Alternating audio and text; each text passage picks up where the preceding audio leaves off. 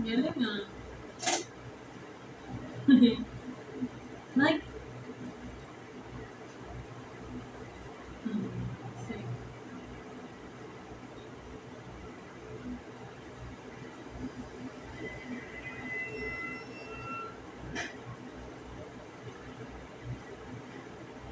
Ate, pag binilta mo ulit yung ano nila.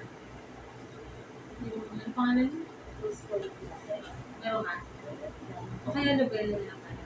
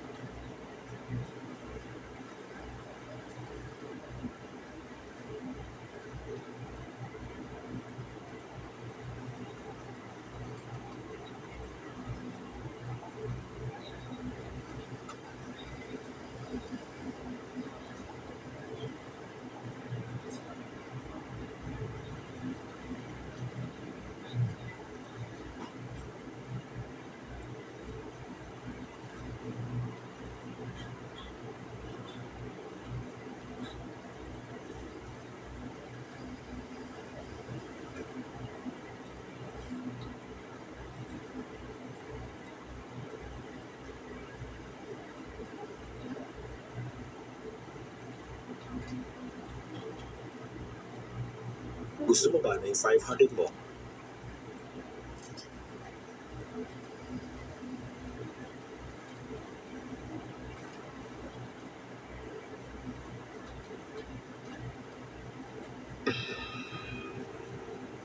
May tulay sa Negros Occidental na kinatatakutan ng mga rider. Lalo pa nung nahuli ka ang di umano nakiang.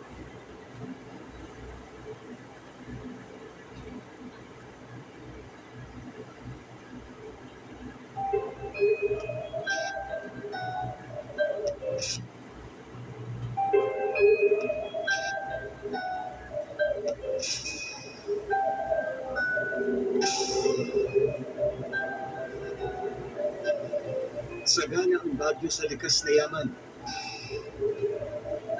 Nang dumating ang mga Amerikano, nakita nila ang potensyal ng lugar, kaya't ang dating bulubundukin naging isang modernong komunidad.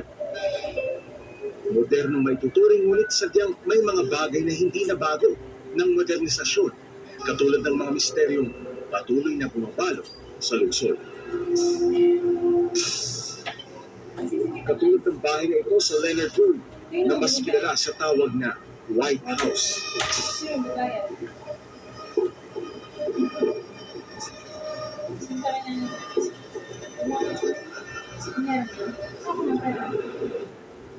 Wallet ko, no?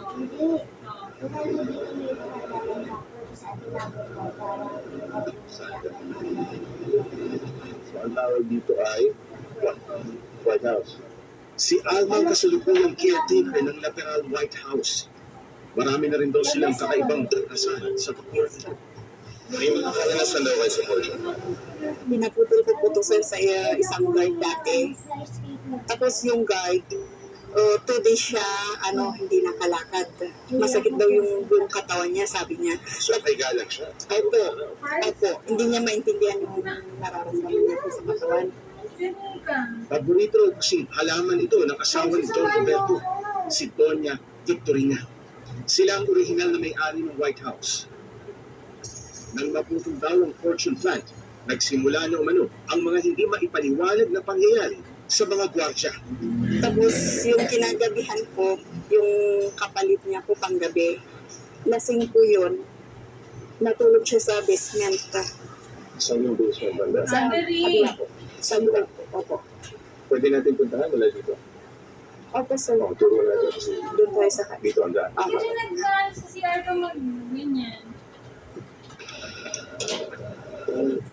Usually sa basement, yan, mga sasakyan na nakagarami. Dito. Hating gabi. Mas pabigla daw siya may narinig na mga iyakan. Ngayon, sino natutulog dito? Wala na pong mesa.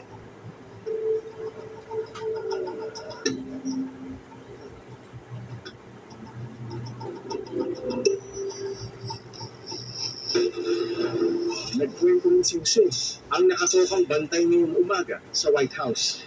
Sa 5 taong karanasan mo dito sa pagbabantay sa bahay na to, may mga nararanasan ka bang kakaiba?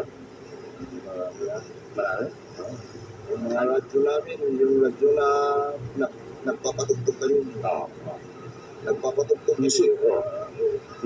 Nililipat yung mga yung Stasyon. Walang tao. Wala, pinapalitan. Kahit i-shut off mo, mag-on. Kailangan lang, bunutin mo yung sakit Para mamatay ang mga flight.